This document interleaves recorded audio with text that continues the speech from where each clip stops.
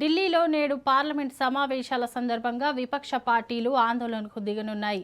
Parliament ప్రాంగణంలోని Gandhi విగ్రహం వద్ద నుంచి మఖర్ ద్వార్ వరకు నిరసన ర్యాలీ నిర్వహించనున్నారు. ఎంపీలు పలు కీలకమైన అంశాలపై కేంద్ర ప్రభుత్వాన్ని నిలదీయనున్నారు.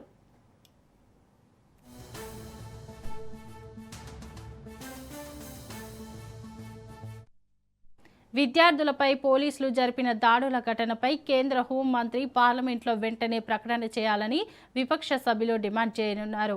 అయోధ్య ఆలయ విరాళాల వ్యవహారంపై కూడా సభలో సమగ్ర చర్చ చేపట్టేలా కోరనున్నారు.